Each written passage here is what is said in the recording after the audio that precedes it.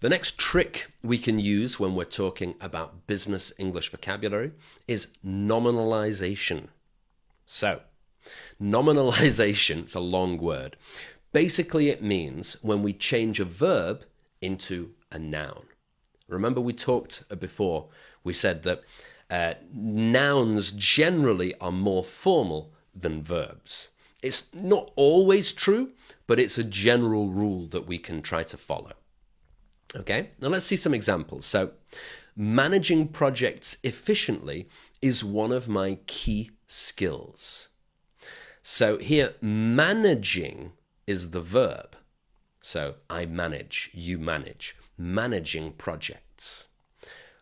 So if we want to change this and make it more formal, we would say efficient project management. Management is the noun.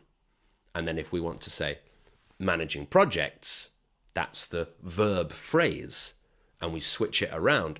Project management is the noun phrase. All right. So efficient project management is one of my key skills. This is more formal. It's more formal because it uses the noun management instead of the verb manage. And sometimes you have to make other changes, like here we changed the adverb efficiently into the verb efficient. So it's important to think about the whole sentence, but the crucial part, the key part, is we're changing that verb into a noun, and it just makes it, it gives it a formal boost and a high-level vocabulary boost. And this is very useful not just in the TOEIC exam, although yes, it is useful in TOEIC, but also for many business situations, like if you're doing an application for a new job, you're writing your CV, you're sending a formal email.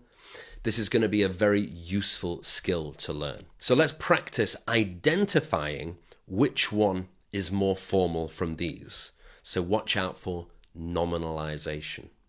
So, I expect you to deliver the proposal clearly. I expect a clear delivery of the proposal. Which one uses the formal noun?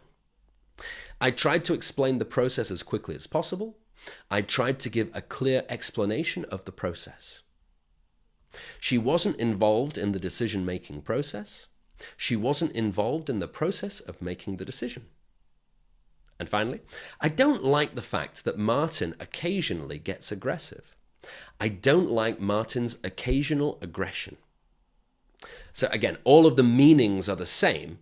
It's just some of them, the ones with nominalization, are a little more formal. It's not a big difference, but we can feel that difference.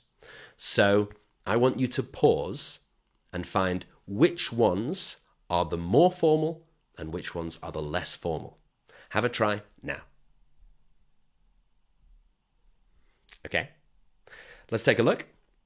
So the first one, I expect a clear delivery. So here, delivery is the noun. Deliver is the verb, delivery is the noun. I tried to give a clear explanation.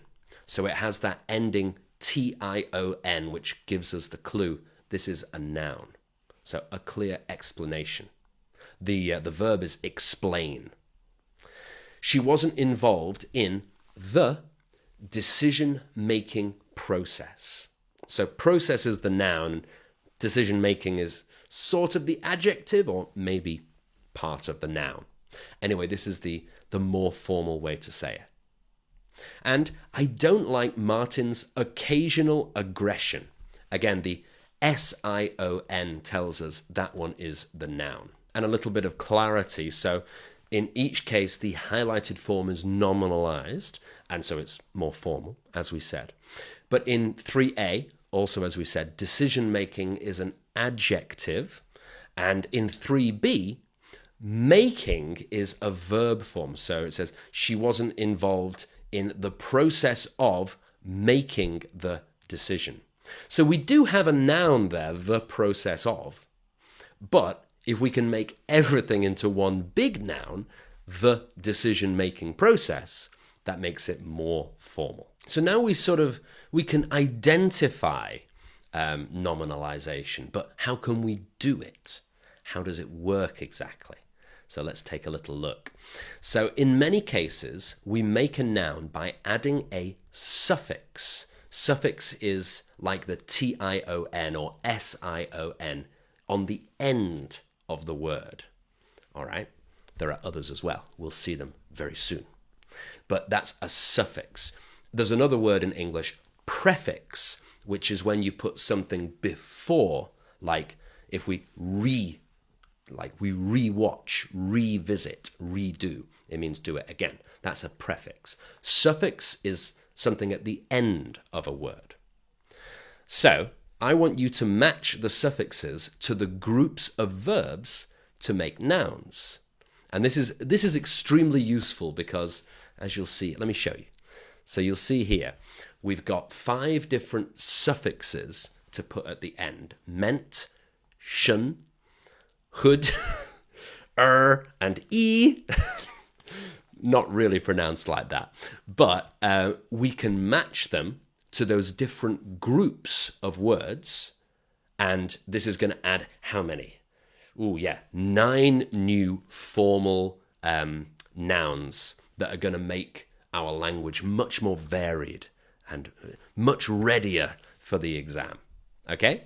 So I want you to match which of the groups of nouns can add, which of the groups of verbs, I should say, because all of those are verbs: employ, train, retire, populate, communicate, inform, verbs. But we add the suffix to turn them into nouns, formal nouns. Okay? So which suffix goes with which group of verbs? Pause the video, have a try now. Okay, let's see. So munt, munt goes with government, enjoyment, and development. Shun goes with population, communication, information. Hood goes with neighborhood, motherhood, also fatherhood, childhood, likelihood. Goes with teacher, writer, swimmer. And E goes with employee, trainee, and retiree. So one thing that you might have thought was that the retirer is a verb, but actually it's not. It's a retiree. The person who is retiring, we call them a retiree. So that's why only 5 can match with A. And something we might see, and we do see it here, is that the spelling might change a little bit when we change from the verb to the noun. So what examples can you notice? What do you think? So many words would lose the final E. So populate becomes population, and the E at the end of populate disappears. And the Y might change to an I, so likely becomes likelihood. And the final vowel often is double if it's 1-syllable words that end in a consonant. So, for example, swim becomes swimmer. So it adds the extra M.